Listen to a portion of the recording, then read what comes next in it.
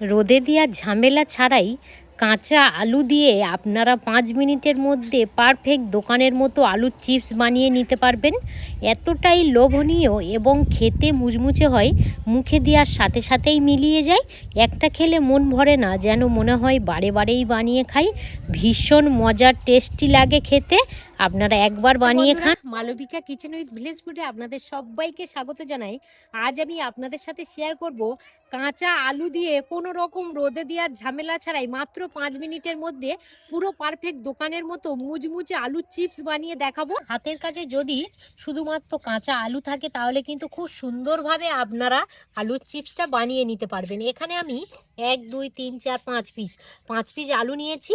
আর এখন যেহেতু আপনারা সবাই জানেন বাজারে নতুন আলু উঠে গেছে, তো প্রথমত যেটা করব, এই আলুর খোসাটা ছাড়িয়ে নেব। এইভাবে আলুর খোসাটা ছাড়িয়ে নিচ্ছি। ঠিক এরকম ভাবে ছাড়িয়ে নিয়েছি। আর এখানে একটা গ্রেটার নিয়েছি। যেহেতু আলুর চিপস একটু ডিজাইন করতে চাই, এরকম আপনাদের হাতের কাছে গ্রেটার থাকলে এই গ্রেটারটা নিয়ে নেবেন। আমি একটা আলু রেডি করে নিই, তারপর দেখাচ্ছি কত সুন্দর এখান থেকে ডিজাইনগুলো আসছে। দেখুন,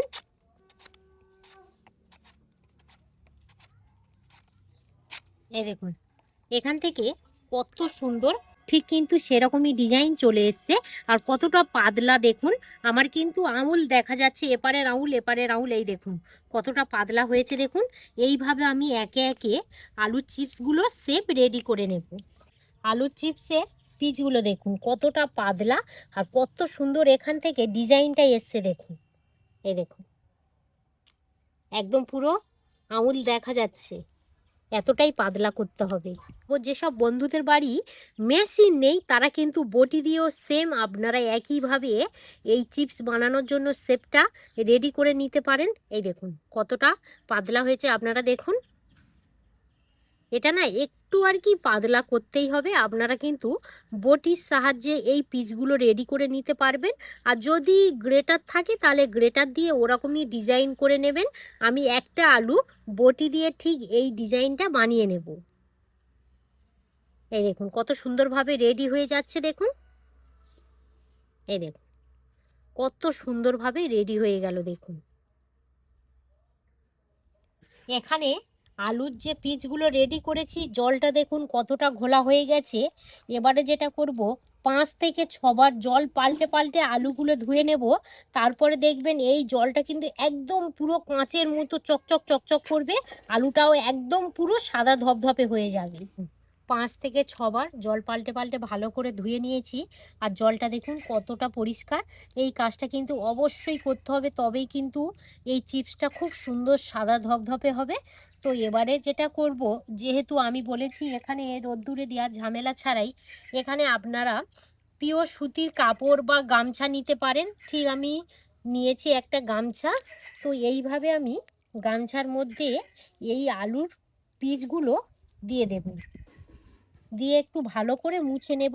তাতেই কিন্তু একদম রেডি হয়ে যাবে, কোনো মতে রোদ্দুরে দেওয়ার ঝামেলা ছাড়াই। তো সব সময় তো আমাদের রোদ্দুরে হয় না, অনেক সময় হয় চিপস খেতে ইচ্ছা হচ্ছে কিন্তু আকাশে মেঘলা অবস্থা। চিন্তা করবেন না, ইনস্ট্যান্ট আপনারা বানিয়ে নিতে পারবেন। এই দেখুন এইভাবে দিয়ে দিলাম। আর একটা হচ্ছে গামছার মুখ, একটা কুটে দেব, আর একটা কুট এইভাবে একটু ভালো করে এক্সট্রা যে আলুর মধ্যে জলটা আছে সেই এক্সট্রা জল এইভাবে মুছে নেব।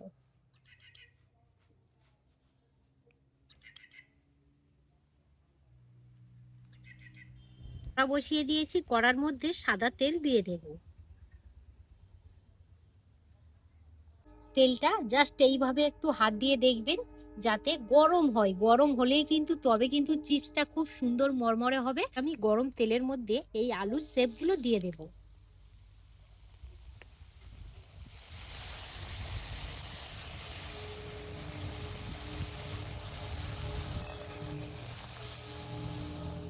এইভাবে দেওয়ার সাথে সাথে একটু উল্টে পাল্টে নেবেন।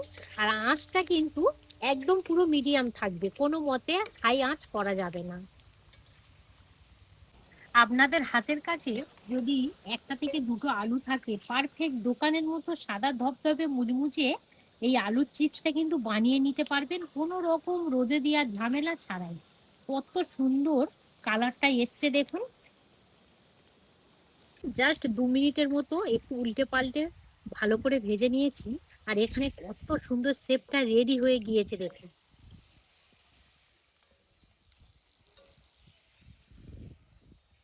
জাস্ট এইভাবে এক্সট্রা যে তেলটা আছে ঝরিয়ে নেব, পাত্রের মধ্যে রেখে দেবো।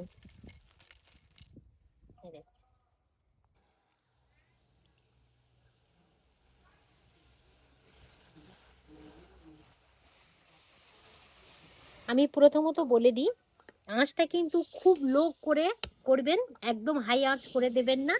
জালটাকে একদম পুরো যদি খুব জোশে দেন তাহলে কি হবে, আলুর চিপস গুলো সঙ্গে সঙ্গে কিন্তু লাল হয়ে যাবে আর ভিতর থেকে একটা মুচমুচে ভাব কিন্তু আসবে না।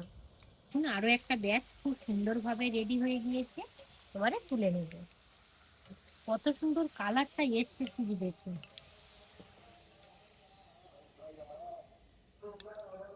এই দেখুন, হলো লাস্ট ব্যাচ।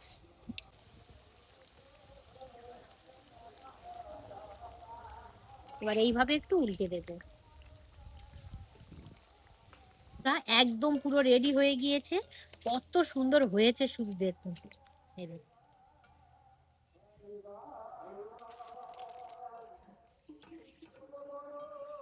ধনে পাতা নিয়েছি, এই ধনে পাতাটা গরম তেলের মধ্যে দিয়ে একটু মরমরে করে নেব।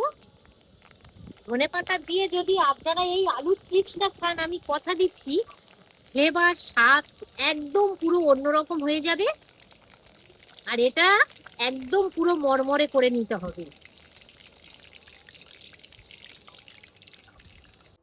এবারে তেলটা ঝরিয়ে নেব।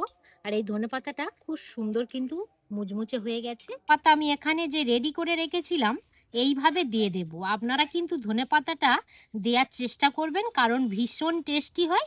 এর সাথে দিয়ে দেব বিট লবণ। এখানে আমি একটা কথা বলে রাখি, আমার এখানে চিপসের পরিমাণটা কম বলে আমি আর এয়ারড্রাই কন্টেনারের মধ্যে ভরলাম না। এবার লবণ দিয়ে দেব। যদি আপনারা পরিমাণটা বেশি বানাতে চান তাহলে মশলাটা মাখানোর আগে একটা এয়ারড্রাই কন্টেনারের মধ্যে রেখে দেবেন, আর যতটা পরিমাণ খাবেন তারপরে কন্টেনারের মধ্যে রেখে দিয়ে মাখাবেন। তারপরে দিয়ে দিলাম, এখানে নিয়েছি কাশ্মীরি রেড চিলি পাউডার। তাহলে এখানে লবণ, বিট লবণ, কাশ্মীরি রেড চিলি পাউডার আর হচ্ছে ধনেপাতা ভালো করে ডাস্ট করে নিয়ে দিয়ে দিয়েছি। এবারে সব কিছু উপকরণ ভালো করে এইভাবে মিশিয়ে নেবে।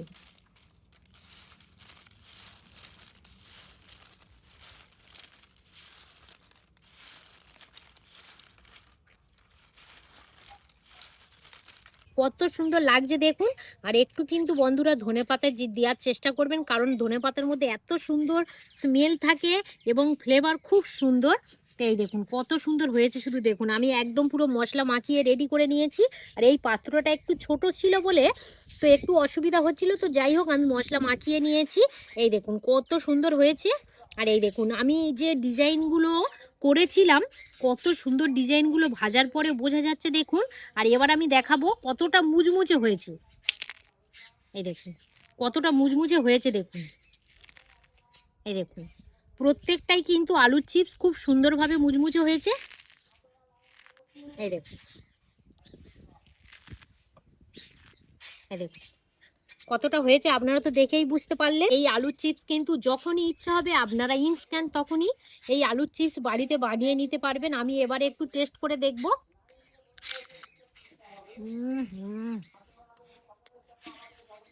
এই দেখুন কত সুন্দর হয়েছে দেখুন।